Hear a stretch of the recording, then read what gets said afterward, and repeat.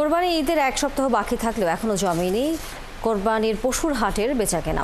নেই তেমন ক্রেতার আনাগোনা। ব্যাপারীরা বলছেন, বৈরী আবহাওয়ায় পশু নিয়ে হাটে থাকা খাওয়া কিছুটা সমস্যা হলেও বিক্রি শুরু না হওয়ার চিন্তায় আছেন তারা। আর বিক্রেতারা বলছেন, ঘুরে ফিরে এখন দাম যাচাই করছেন, কিনবেন আরও পরে। এবার পশু হাটে উল্লেখযোগ্য হয়ে উঠেছে ভারতীয় গরু। রহিম রুমনের প্রতিবেদন। নিজ খামারে পালন করে আরও ৩ দিন আগে ৯টি বড় গরু নিয়ে রাজধানীর গাবতলী পশু হাটে এসেছেন চুয়াডাঙ্গার মুন্সিগঞ্জের মুসলিম আর লেলিন ব্যাপারী।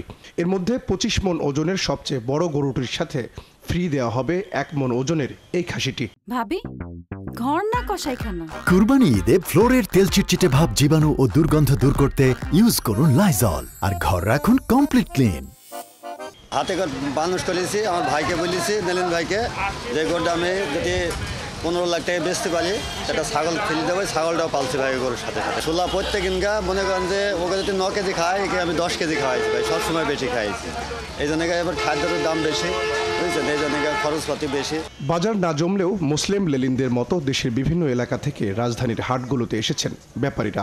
তারা বলছেন, এখনো শুরু হয়নি কোরবানির হাট। বাজার অবস্থা কেবল কালকে পরশু দিন আমরা আইছি, কালের দিন গেছে, আমি তৈরি করে বেচা কিনা নাই দিয়ে এখন আইতেছে, দাম দর করতেছে, দেখতেছে বাজার দেখতেছে। এবার তো কম দামে গরু বেচা যাব না, খাদ্যমূল্যের দাম বেশি, গরু কেনা হয়েছে বেশি দামে। ব্যাপারীদের দাবি, পশু খাদ্যের দাম বেশি হওয়ায় এবার পশুর দাম কমানোর সুযোগ কম। প্রত্যাশা জানান, ঈদের সময় ঘনিয়ে আসলে বাড়বে কেনাবেচা। আমরা গরু যে আনছি এখনো রেস্টে রাখতেছি, খাওয়া দাওয়া করতেছে। বেশি তাড়াতাড়ি আহি আপনার গরুরা জনিংয়ে থায়, বেশি তখন খায় না। আর এবার আগে আসলাম একটু টাকে তো আর পরে জানিনটা কম থাকবো, কদিন ভালো কিলোন যাবো। গত বছর ৯৬টা গরু নিয়ে আসে ৪৫ লাখ টাকা লস খেয়েছে, এবার ৯টা নিয়ে আসে, ইনশাল্লাহ ওই টাকাটা উসুল করবো। আর ঈদের এখনো এক সপ্তাহ বাকি থাকায় পশু কিনতে নয়, বরং বাজার যাচাই করতে হাট ঘুরে দেখার কথা জানিয়েছেন ক্রেতারা। আমার বাজেট ২ লাখ টাকার মধ্যে যদি একটা গরু কেনা যায়, হ্যাঁ, এরকম একটা বাজেটের মধ্যে চিন্তা ভাবনা করে আজকে দেখতে আসছি। দাম একটু আগের তুলনায় একটু বেশি, গত বছরের তুলনায় একটু বেশি। তারপরও আমরা যেহেতু কোরবানি করবো আসছি, দেখতেছি। গরুর বাজার আমার কাছে একটু বেশি মনে হলো।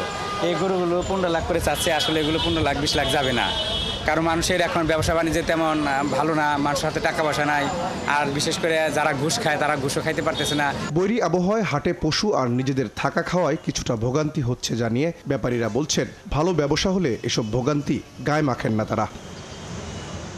রাজধানীর হাটগুলোতে এবারও উল্লেখযোগ্য হারে উঠেছে ভারতীয় গরু। রহিম রুমন, ৭১, ঢাকা।